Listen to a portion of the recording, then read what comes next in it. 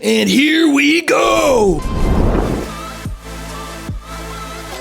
Real estate trends. What's going on, everybody? Welcome to the channel. Today we're going to go over the local real estate market trends and predictions over here in Middle Georgia. And specifically, I'm going to be talking about two major cities. We're going to be talking about Macon, Georgia, and we're going to be talking about Warner Robbins. Now, if you don't know the local areas, Macon is kind of like a smaller metropolitan city located over here in Middle Georgia. And about 30 minutes south is a town called Warner Robbins. It's within Houston County. So Warner Robbins, Centerville, we have Byron right next door, although it's a different county, and just south, Bon Air, Kathleen, Perry, Elko, right? So when you're thinking about Middle Georgia, you're really thinking about all of those cities. And if you're not from this area, you might just be typing in the old interwebs and be thinking about Macon, Georgia. Well, you have to understand something. There's cities just south of Macon that have phenomenal cost of living, great amenities, home prices that are phenomenal, investment opportunities, and all that. So today, when I talk about the market trends and predictions, you're gonna kind of get an all-encompassing combination of them all. And also, I had to throw my laptop in front of me. I usually don't do this, but there's so many data points. When you're searching the internet, looking up real estate information, you have to understand something. It is disgustingly scattered. Zillow is different from Realtor.com, is different from Redfin, is different from the MLS, is different from, you know, all the goodies, right? And today, just so you know, my sources, Redfin, Movoto, Rocket Home, Zillow, Realtor.com, Roofstock, and a few others is what I'm pulling from. And essentially what I do with this data is I take all the data points, I divide them in half, and that's what we usually go with. But stay tuned if you want to know more about the market. And by the end of this video, it's really my goal to make sure that you're comfortable and confident when buying, selling, and investing in real estate in our local area. And if you need anything at all, shoot me a text message. I got your back. But first of all, let's start off with Warner Robbins here. In June of 2024, it is June the 18th, I believe, when I'm shooting this video. Home prices are at $240,990, and it's indicating a steady and healthy market. Just last year, I know, for example, Kathleen, it's gone up like 9% home price appreciation year after year, depending on what neighborhood that you actually live in. So we're seeing very, very steady growth, and we're actually seeing a lot of people move to our local area. However, homes typically stay on the market for about 45 days. And of course, you know, 45 days really isn't that bad. If you're around the last 3, 4, 5, 6 years, 45 days is not a bad average days on market. Just 2 years ago, it was 13 days on market. Last year in June, 33 days on market, and now we're sitting at 45. Not too shabby if you ask me. And anyway, it's actually a good thing for buyers. I'm gonna save that for later in the video, but you're gonna find out why. And then when it comes to the market data of homes that were sold, I actually went back 2 months because I saw something very interesting. 140 homes sold in April. And if you don't know this, April is the time of the year where the most homes are sold, the most amount of people have homes up for sale, most amount get bought, people are moving, spring break, all that kind of stuff. You know, it's towards the end of the school year, they're leaving for summer. You get the point. 140 sold this year. Last year, 110. We saw 30 more homes in the month of April sell than last year. That indicates that people are buying homes. That indicates that people are moving. That indicates that even with inflation and interest rates and all that stuff, people still need new properties. But I want to give you some interesting insights, you know, some behind the scenes stuff that realtors are going to be able to see if you're doing the data searches, okay? Just yesterday, there's a home in Bon Air, for example, that went under contract for $220,000. It was 2% over list price. And then when you dive into the data, you're gonna realize that homes in our area are still selling for the asking price or above. It's crazy. Now, if you don't properly list your home on the market correctly, you list it for over the actual value of what it's worth, you don't do professional photography, you don't do professional videos, your realtor's not running specific ads for your property to be able to get it in front of the right people, yes, your home can sit for 50, 100, 150 days, but a properly marketed and listed home is still selling for asking price or above. It's crazy. And next I want to talk a little bit about the diverse inventory that we have over here in Warner Robbins. You can get a home for $79,000 on the north side of town not in that bad of shape, okay? But also we have homes selling for, just off the top of my head, $479,000. When you get down into the Kathleen area, two neighborhoods that come to mind is the Woodlands, and then we have the Banks specifically within a neighborhood just right across the street. But long story short, the Banks is one of the subdivisions within it. There are 3-car garages, 2-story houses, 5 bedrooms, sitting on usually almost half acre, and you got a fenced-in yard. Maybe by the end of the video, I'll remember the name. But those start at $424,000, and I know a spec'd out one can go all the way up to $479,000.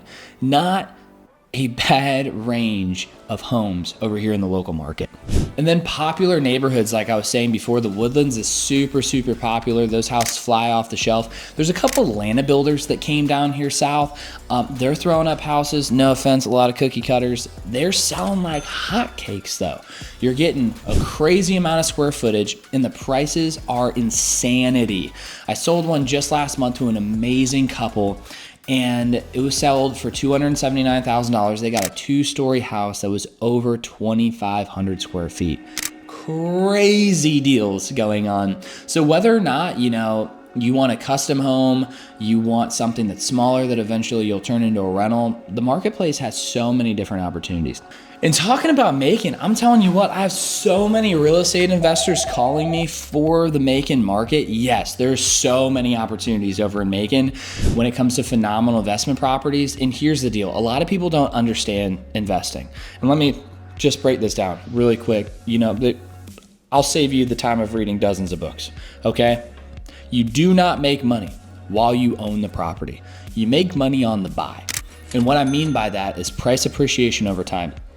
Now, with interest rates being 6% or above, and for some investors it might be 7%, 8%, you are not going to make the cash flow that you want to make, right? When you invest in a property, especially if you only have a couple of them, you are not going to make any money at all off of your cash flow. It just doesn't happen that way.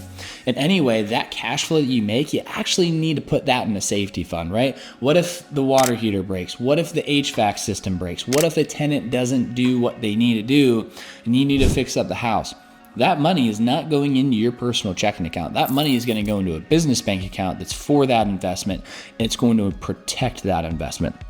When you go to sell the property or 1031 tax code it so that you can use that, leverage it, not pay taxes on capital gains, and roll it into a next bigger property that may make you more money over time, that's where you make your money. And that's why so many investors are choosing to invest in places like Macon and then our area, because price appreciation is absolutely bonkers. And one little statistic that I saw was interesting. It was we have a 14% increase in 3-bedroom homes.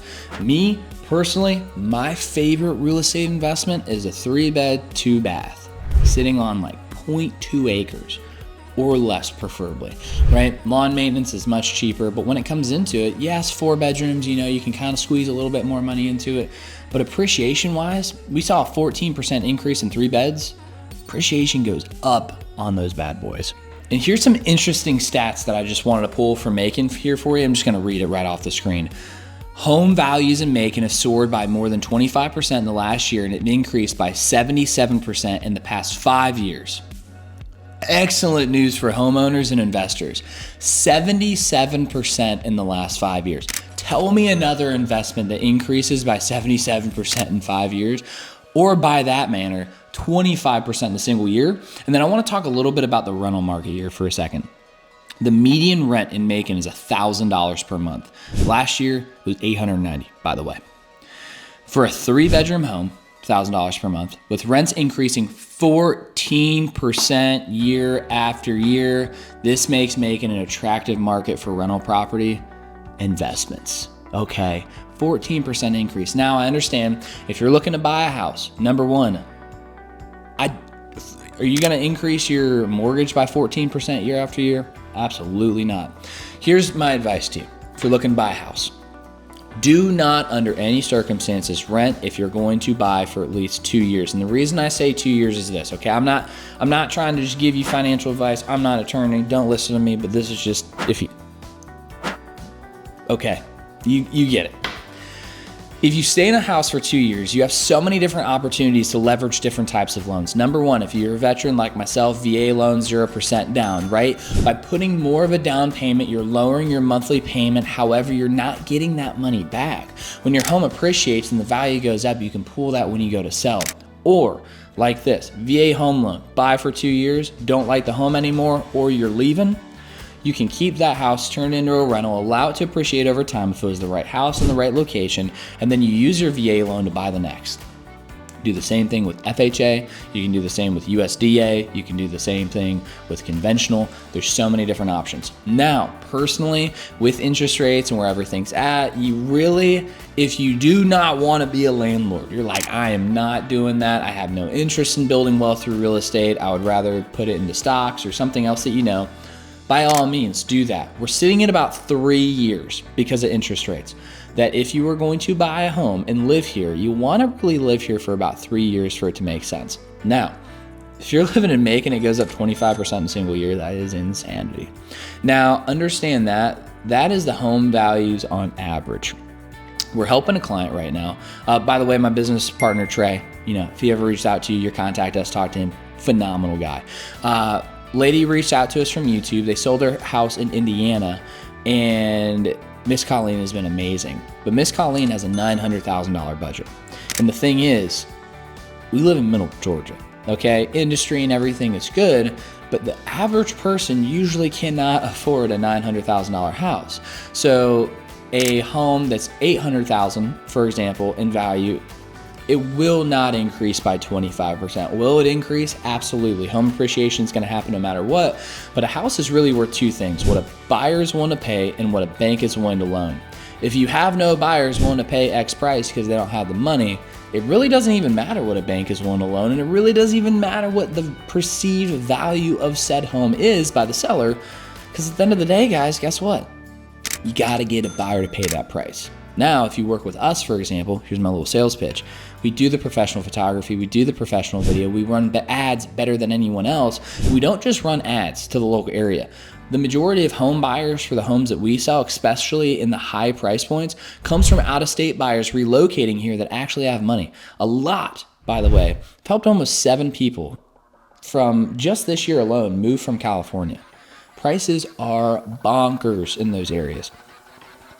But let's keep on going, okay? When it comes down to Macon, we are seeing an upward trend when it comes to demand, economic growth, all that kind of stuff. And it's driving up home prices, right? There's more jobs, there's more people moving here, population growth is going up, and all of those things, and it's going to continue that upward trend in the real estate market. And then also, it's a fast-paced market, guys. You need to understand this. It's something that is so vital if you're buying, selling, investing in the local market. Prices will not go down. People have been saying 2018 prices are going to go down, 2019, 2020, 2021, 2024. Prices don't go down. You have to understand, it's all about supply and demand. Home prices are all about supply and demand. We do not have the supply, okay? So demand is high because we have a lot of people moving to the local area. We have a lot of buyers right now that are actual home sellers. The house is too small. It's too big because the kids went to college. It doesn't fit their demands. They just don't like the house anymore, right? There's so many different reasons why people don't want to live where they're living anymore. And the average home buyer only stays in their home now for 6 years. It's continued to go down over the decades. We used to be at 30 years, then it went to 20. Last year it was 7. This year it's now average is 6. It's crazy how these statistics are. But to kind of recap this video, I want to talk about some key statistics for both buyers and sellers. And on the buyer side, we're going to talk affordability, investment potential, and quality of life. When it comes to the affordability of Middle Georgia, you can't beat it. I just got back from a vacation out in Arizona. Do not go there in the summertime. It was 110 degrees in Phoenix. Worst mistake ever, okay?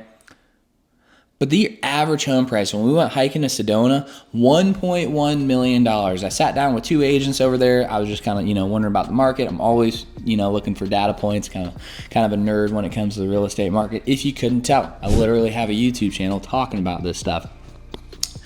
But affordability is something that you cannot beat. $240,000 for the average home in this area. and then making 180 grand. That is insane. It is insanity over here. And then when it comes down to investment potential, I am going to start shooting videos when it comes to investing in real estate, how to do it, what you need to look for. And also, if you need any help investing and you're looking for a trusted agent that has your back for life, that's going to do the needed research and that can help guide you through the process, shoot me a text message. I would love to be able to help serve you and your family. And lastly, quality of life.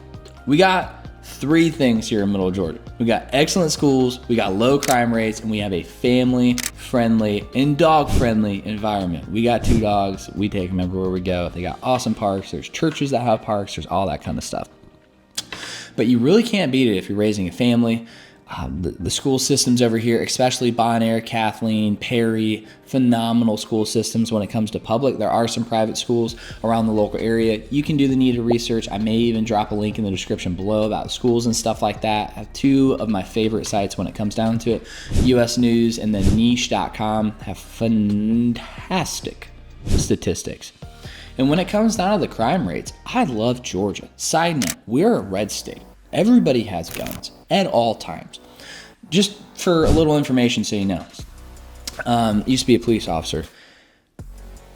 You do not have to have a concealed carry license to carry a handgun in the state of Georgia. As long as you're 21 years old, you don't have domestic violence charges, and you are a legal weapons carrier, meaning you haven't committed any crimes or anything like that preventing you from having one. Now, Mr. Burglar, if you try to break into somebody's house, you know that they have weapons, okay? It's probably not gonna happen. Now, I understand if you go to Macon and you look up their crime statistics and rates and all that kind of stuff, it's pretty high. But you have to look at the context. Where's the crime being committed? What type of crime is actually happening? Is it actual crime on innocence or is it crime on crime? Like, what's going on? You need to do the needed research. Also, I just dropped a video going over how to defend your house here in Middle Georgia, how to protect it, all that good stuff, and what you need for it. Lastly, sellers. Okay, we got high demand, market positioning, and seasonal trends. Talking about high demand, people need homes, and a properly listed home is still selling for asking or above asking price.